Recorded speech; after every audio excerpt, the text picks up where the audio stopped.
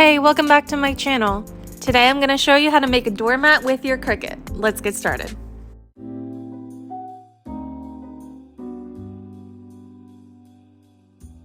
So before we get started, here's the list of things that you'll need.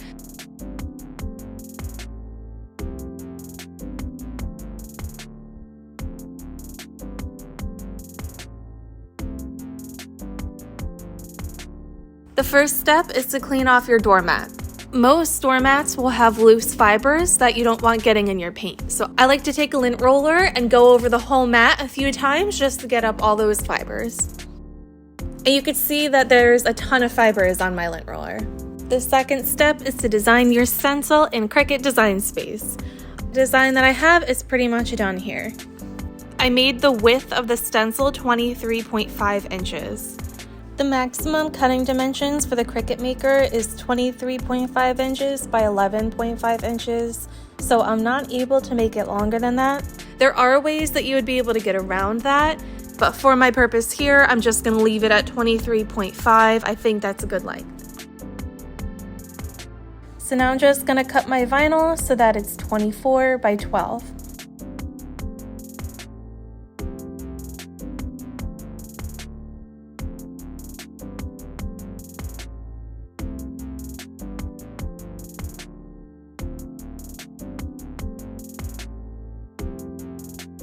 Alright, so now that it's cut, we only need to keep one of them, so I'm just gonna put one off to the side. Okay, now don't judge me. I know that there are long Cricut mats. I just don't own one right now. So I made my own by taping some two older mats that I had together with masking tape, and it works pretty well. So eventually I will get a long mat. They do sell them. You don't have to do this, but this is just how I'm making it work for right now. But generally for a project like this, I find myself using a longer mat every time. So more than likely you will need a long mat because the typical mat sizes only go up to 12 inches. And a lot of the designs that you're going to be using on your doormats are probably going to be longer than that. So I would definitely invest in a long mat. Now on to step 3, which is cutting out your stencil. Now we're going to go back to our design in Design Space and hit Make.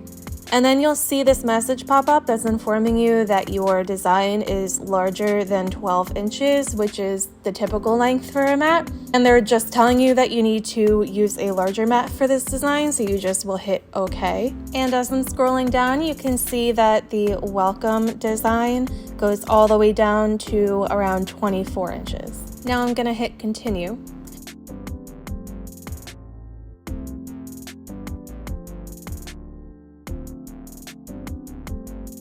And once my Cricut is connected, I'm going to choose my material as vinyl, and I just stick with the default pressure setting with the vinyl that I'm using.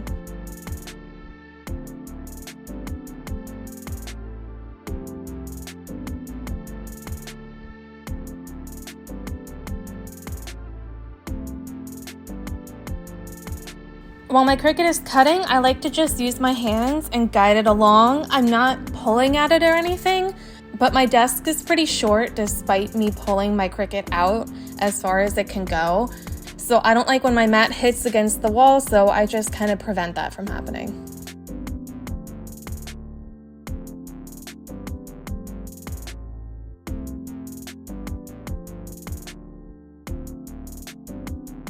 And when I'm removing the vinyl, I always remove the mat from the vinyl and not the vinyl from the mat. So I flip the mat upside down and remove it that way. It helps prevent any kind of bending or breaking when taking off the vinyl. The next step is to inverse weed your stencil. So rather than weeding the outside and the empty space and leaving the images or the design, you're going to actually do the opposite. So I am going to weed out the part that says welcome. What you're left with is literally a stencil that you could just place directly on your doormat. So the next step is to measure and place your stencil. So I place it around the middle of the doormat, and then I measure it to see if it's centered and in the correct spot. Once I'm done measuring, I try my hardest to keep it in the right spot when I'm peeling the vinyl off, because the vinyl is so sticky and you can adjust it if it's not directly in the middle, but it just takes a lot of time and patience to pick it up without having it all just stick to itself. I found the easiest way for me to get the vinyl off and have it stay in the same spot is if I start taking the vinyl off from one end and removing the paper from the back with my other hand.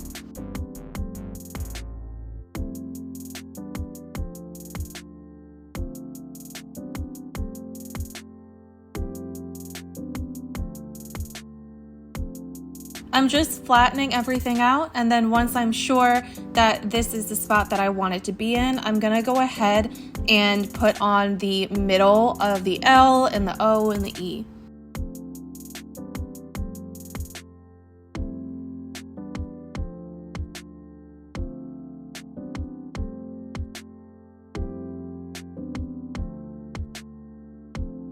Now we're going to adhere the vinyl to the mat so that way it doesn't move around when painting. The way I like to do it is with my mini Cricut heat press, but if you don't have that, you could just tape it down. So I take my heat press and use it on the lowest setting. I'm just gently tapping down on the vinyl, and you can see that it gets kind of crinkly and it's sticking a little bit better to the doormat than it was before.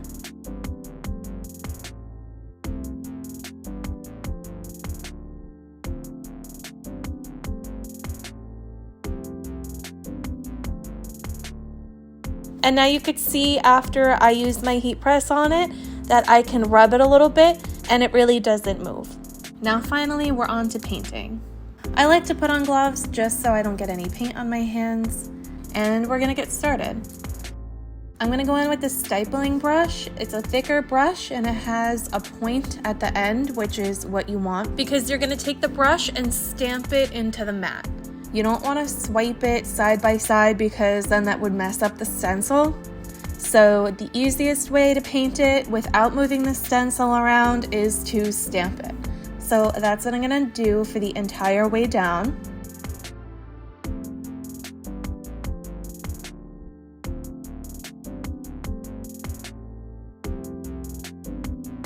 In the past, I have used smaller paintbrushes, and it takes literally 3 times as long, and I find that it doesn't apply as even of a coat.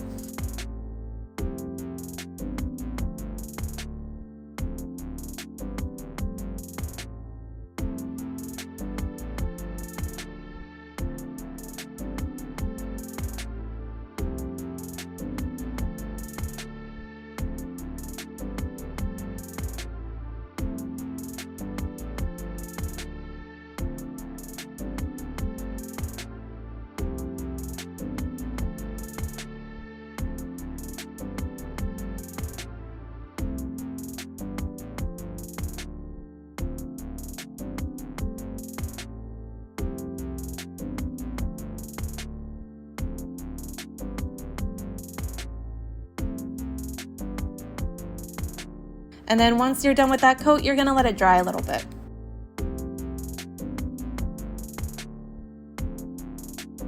And then once your first layer has dried, you're just gonna repeat this process 2 to 3 more times. The doormats tend to soak up a lot of paint. You could just be generous with the amount of coats that you put on.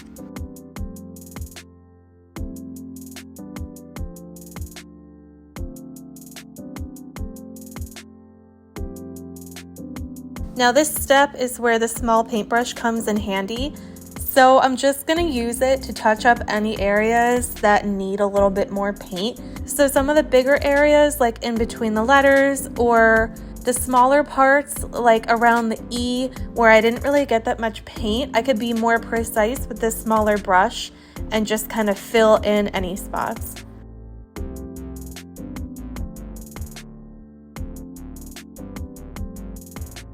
And I have a more closer look so you could see exactly what I'm doing.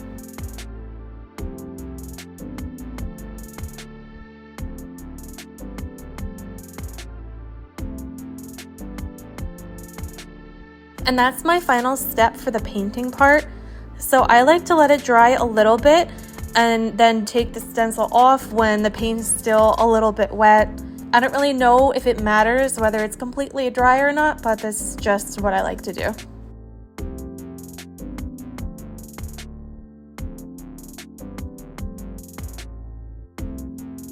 This is my favorite part for some reason. I just find it so satisfying to take off the little circles. I don't know why.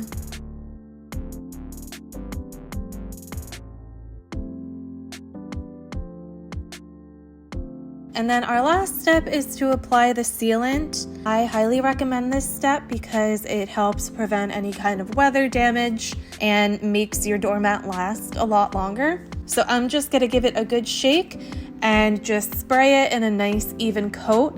These chemicals you definitely don't want to be breathing in, so you always should be applying this in a well-ventilated area. I'm using my garage with the garage door open. I would recommend applying it outside if you can, and I always wear a face mask just in case. And then once that is dry, you can enjoy your doormat. Here it is all done. I hope this was a helpful tutorial. Let me know if you liked this video, and if you want to, you can subscribe and be the first to know when I post more crafting content. Bye!